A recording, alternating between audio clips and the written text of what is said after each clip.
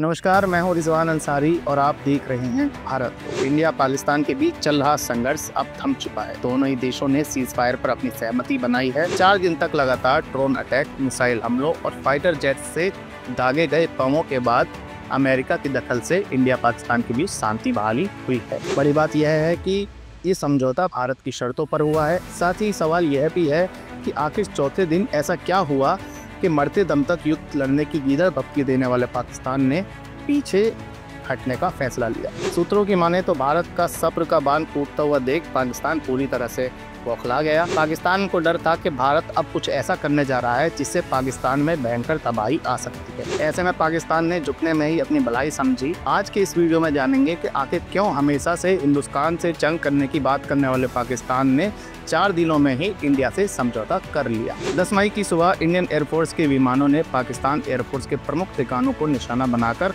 उन पर क्रूज मिसाइलें दागी। पहले ये अटैक रावलपिंडी के पास चकलाला और पंजाब प्रांत के सरगोदा आर्मी बेसों पर किए गए।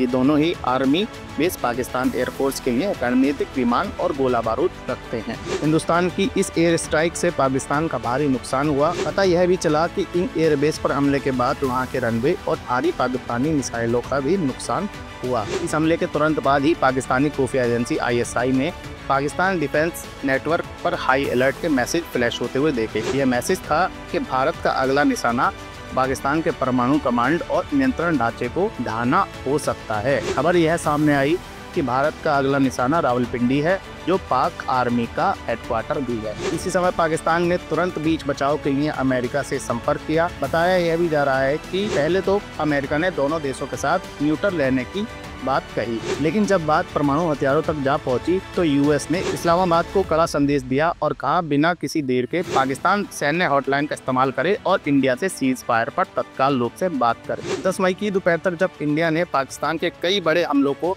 नाकाम कर दिया, तब पाकिस्तान के DGMO major general Kashif Abdullah ने Bharat DGMO lieutenant general Rajiv Ghai को दोपहर 3:35 पर फोन किया, जिसके बाद विदेश सचिव विक्रम मिश्री ने प्रेस कॉन्फ्रेंस में सीज फायर की पुष्टि की। इसके बाद भारत सरकार ने इस बात की पुष्टि की कि 22 अप्रैल को पहलगाम में हुए आतंकी हमले के बाद सरकार द्वारा लिए गए निर्णय, जिसमें सिंधु जल समझौते को सस्पेंड किया था, अभी उसे हटाया नहीं गया है। यानी भारत द्वारा पाकिस्तान पर की जा रही वाटर स्ट्राइक अभी जारी रहेगी। दोनों ही देशों के बीच सीज फायर हो चुका है, लेकिन भारतीय सेना ने कहा है कि हम पूरी तरह से बॉर्डर पर तैनात हैं, क्योंकि पाकिस्तानी कभी भी अपने वादों से मुकर सकते हैं और जिस तरह से पाकिस्तान का इतिहास रहा है, वह कभी भी सीज फायर का उल्लंघन कर सकता है। आपको क्या लगता है कि क्या पाकिस्तान हिंदुस्तान के बीच चल रहे इस संघर्ष का ये अंत हो चुका है? क्या पाकिस्तान एक बार फिर अपने वादे से मुकरकर कोई ऐसी हरकत करेगा जिससे इंडियन आर्मी उसका मुंहतोड़ जवाब एक बार फिर देगी? आपकी जो भी राय है कमेंट सेक्शन में बताएं और इस तरह की तमाम खबरों को जानने के लिए